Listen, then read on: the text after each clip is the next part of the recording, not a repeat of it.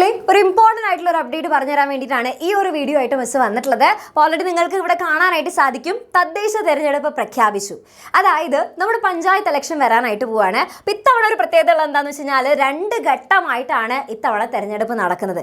അതായത് 2 ദിവസങ്ങളിലായിട്ടായിരിക്കും. അതായത് ഡിസംബർ 9-നും 11-നായിട്ടാണ് വോട്ടെടുപ്പ് നടക്കുന്നത്. ദെൻ അതിനുശേഷം വോട്ട് എണ്ണൽ നടക്കുന്നത് ഡിസംബർ 13-നാണ്. ഓക്കെ, അപ്പോൾ നിങ്ങളിങ്ങനെ ആലോചിക്കുന്നുണ്ടെങ്കിൽ മിസ് ഇത് എന്തുകൊണ്ടാണ് ഞങ്ങളുടെ അടുത്ത് പറയുന്നത്, ഇതും ഞങ്ങൾ നമ്മളിപ്പോൾ എന്താണ് ഇപ്പോൾ ആ ഒരു ബന്ധം വരുന്നത് എന്നുള്ളത് കുറേ പേര് ആലോചിക്കുന്നുണ്ടായിരിക്കും. അപ്പോൾ സംഭവത്തിലുള്ള മക്കളെ, ഈ ഒരു സമയത്തായിട്ടാണ് നമ്മുടെ എക്സാമും, അതായത് ക്രിസ്മസ് എക്സാം നടക്കുന്നത് ഈ ഒരു സമയത്തായിട്ടാണ്. അതായത് ഏകദേശം ഒരു ഡിസംബർ 8 മുതൽ ഒരു 15-നുള്ളിൽ തന്നെയാണ് സാധാരണ നമ്മുടെ ക്രിസ്മസ് എക്സാം നടക്കേണ്ടത്. അപ്പോൾ ഇവിടെ ഇപ്പോൾ നമുക്ക് സംഭവിച്ചതെന്ന് വെച്ച് കഴിഞ്ഞാൽ നമ്മുടെ തെരഞ്ഞെടുപ്പ് അഥവാ വോട്ടെടുപ്പ് നടക്കുന്നത് നമ്മൾ പഠിക്കുന്ന സ്കൂൾസിലേക്കും, അതായത് ഗവൺമെൻറ് സ്കൂൾസിലൊക്കെ ആയിട്ടായിരിക്കും ഉണ്ടായിരിക്കുക. ഈ ഒരു വോട്ടെടുപ്പിൻ്റെ എല്ലാ ക്രമീകരണങ്ങളൊക്കെ അവിടെയായിരിക്കും നടക്കുന്നുണ്ടായിരിക്കുക.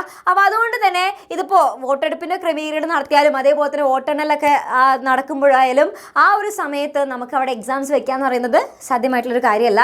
അപ്പോൾ അതുകൊണ്ട് തന്നെ ഈ നമ്മുടെ ഇനി വരാൻ പോകുന്ന നമ്മുടെ ക്രിസ്മസ് എക്സാമിൻ്റെ ഡേറ്റിലായാലും ചില വ്യത്യാസങ്ങൾ സംഭവിക്കും. അതായത് ചിലപ്പോൾ നമുക്ക് ഒരു ദിവസം തന്നെ 2 എക്സാംസ് ഉള്ള രീതിക്ക് അങ്ങനെ നടക്കാനുള്ള സാധ്യതയുണ്ട്.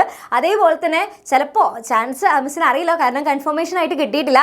പക്ഷേ ചിലപ്പോൾ നമുക്ക് എന്ത് ചെയ്യാം, മാക്സിമം മെജോറിറ്റി ചാൻസ് ഉള്ളത് ഒരു ദിവസം തന്നെ 2 എക്സാം എന്നുള്ള രീതിക്ക് നടക്കാനാണ്. അതല്ലാന്നുണ്ടെങ്കിൽ നമുക്ക് ചില എക്സാംസ്, അതായത് നടക്കാത്ത എക്സാംസ് നമ്മുടെ ക്രിസ്മസ് എക്സാമിൻ്റെ കഴിഞ്ഞിട്ടുള്ള നമ്മുടെ വെക്കേഷന് ശേഷം നടക്കുന്നു എന്നുള്ള രീതിക്ക്. പക്ഷെ അതിൽ ആക്ച്വലി ആ വെക്കേഷൻ കഴിഞ്ഞിട്ട് എക്സാം നടക്കാമെന്ന് പറയുന്നത് ആക്ച്വലി ചാൻസസ് കുറവാണ്.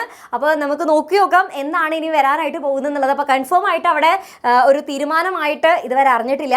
അറിഞ്ഞു കഴിഞ്ഞാൽ കറക്റ്റ് അപ്ഡേറ്റ്സ് കിട്ടിക്കഴിഞ്ഞാൽ ഉടനെ തന്നെ നിങ്ങൾ അറിയിക്കുന്നതായിരിക്കും. അപ്പോൾ ജസ്റ്റ് ഇതൊന്ന് മനസ്സിലാക്കി വെക്കുക. അപ്പോൾ നമ്മുടെ ക്രിസ്മസ് എക്സാമിൽ അത്രയും നമുക്ക് ചില മാറ്റങ്ങൾ എന്തായാലും പ്രതീക്ഷിക്കാം. അപ്പോൾ ആ ഒരു ഡേറ്റിലായാലും ഓരോ ദിവസം നടക്കുന്ന എക്സാമിൻ്റെ കാര്യത്തിലായാലും മാറ്റങ്ങൾ എന്തായാലും ഉണ്ടാവാനുള്ള സാധ്യതയുണ്ട്. ഓക്കെ, അപ്പോൾ എല്ലാവരും നമുക്കിത് നോക്കി നോക്കാം. അപ്ഡേറ്റ്സ് വരുന്നതിനനുസരിച്ച് നിങ്ങളെ വേഗം തന്നെ അറിയിക്കുന്നതായിരിക്കും.